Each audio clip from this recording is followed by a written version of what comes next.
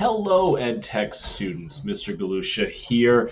I hope you are doing well. You are missed. I would much rather be with you than with school committee right now and with the parents. But nevertheless, we shall persevere. I wanted to do this introduction video to our asynchronous learning this week. So here we are at session 6, Digital Tools and Rubrics. And if you kind of take a look at our course, we really are coming to the end of the section where we are building materials that you're going to be using on a weekly basis. We're going to go into website creation for a couple of weeks. And so this is kind of your midterm a little bit in terms of the content creation for teaching in your classrooms. Let's take a look at, in this video, as to what we are going to be doing in this entire module, and then I'll make other smaller videos for us on specific things. So when I open up this week, we've got an awful lot of materials because I'm going to be gone and I wanted to provide these for you. So first and foremost is your PLC for the week. That's going to give you 2 articles, one that's going to be centered around the entire theme of the week, which is getting our students to make things using digital tools. If you have not thought of this before, think about it now. Never before in the history of our species has it been this easy for one individual to reach millions of people. We should be making our students good content creators. We owe it to them, as the ability to make content has democratized. Wouldn't it be great if they were also good at leveraging that and becoming content creators themselves? So we're going to look at an article about that and also an article about writing analytic rubrics if you've never done that before. Then you've got our assignment, which is the product that we're working on, because I am living what I am saying and trying to get you guys to create things. Below here is right here in the Common Sense Education, so the most important link of the week. It gives you a great search tool, and I'll make a little breakout video for this too, about how you can search different tools, and this is going to live way beyond this course. It's a site that I use all the time. And then just to make sure that you felt well supported, I have given you tools here that you might choose for your project, different tools, and a link to the video that introduces each tool. You only have to pick one. You don't have to pick them from this list, but it is there for you. And that is all organized link, and then the video that you might want to watch about that link, about that tool. And then finally, the Google Classroom assignment. So let's take a look in this intro video what our project is, what our product is for this week. Okay. The ever-changing world of helpful websites and free apps, it's hard to keep up with those. Those have changed consistently during my time as an educator. So I don't in this class assign a specific tool, because that tool may, like Glogster, become paid. It may, like Prezi, become absolutely terrible. Or it may just kind of float away or not work for your school computer. So the choice is yours, and I want to make this as real as possible. You're going to pick the tool you want your students to use. My argument is that if you make them the creator in this, their engagement's going to go up and their learning's going to become deeper. Why? Because creator, or to create, is the highest level of Bloom's taxonomy that we can hope for.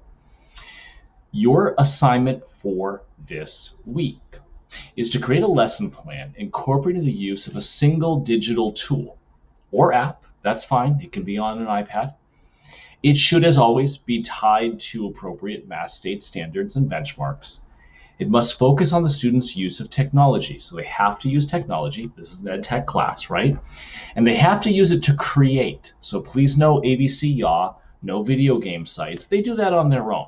This is about them becoming content creators. Your lesson plan must clearly indicate your objectives for this lesson.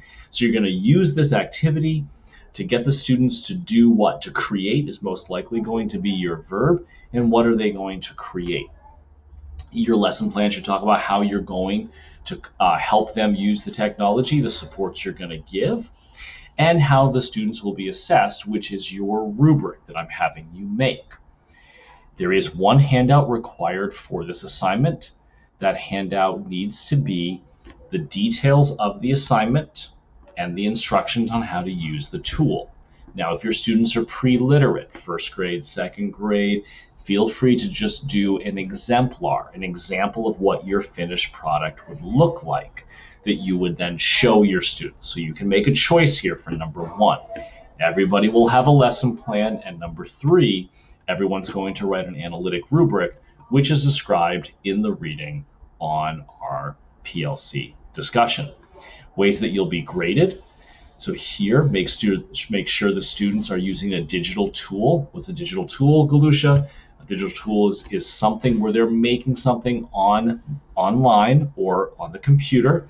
I've given you a list below this assignment. I've also given you the search engine that you can use to find those. The project has to do 3 things. It has to have the student use technology. It has to have them do a little bit of reading and writing or speaking, and a little bit of content, maybe some science, maybe some history. If you want to do just an English assignment, you can delete the content coverage. But if you want to do history or science, you have to include the content coverage. This is not something I would recommend math for, but if you do want to use math, you could have them use technology, you could have them write about it, and then have them work on some math standards. So math standards are not out, okay? They require a little extra step here if you want to do that. The handout has to either give step-by-step directions or serve as a helpful example of the finished product. The lesson plan needs a state standard that you identify and has to have a measurable objective. That should be easy this time because the measurable objective will be them to create the product on based upon what criteria? The rubric that you are writing. Speaking of that rubric, it needs to have a necessary score at each proficiency level and a clear description, and the differences between the levels need to be quantifiably different. They need to be measurably different from each area. Now here, for our rubrics, I say meet the standards and approaching the standard, so I write the criteria here. That is a way to speed things up. You can also take a look at the article that I gave you as a way to write your analytic rubrics. And then we have I'm going to move myself over here. We have the uses a variety of informal and formal methods of assessment. This is definitely a way to use that. Makes the students take ownership of their learning. That's a great thing for your digital tools. And makes accessible knowledge for all students, which is something that your digital tools can do as well. So that's an introduction to what we are doing. We are using digital tools to get the kids to create. You are going to be handing in these 3 things. I'm going to go back here now that I've said all of this to our module. Awkward recording pause as I find where module is. Here's the assignment. Here's all the digital tools that you can use. You do not have to use them, but you can. And here's the search engine that you can use to find more tools if you don't like those. If you have any questions, as always, email me. I hope this was helpful.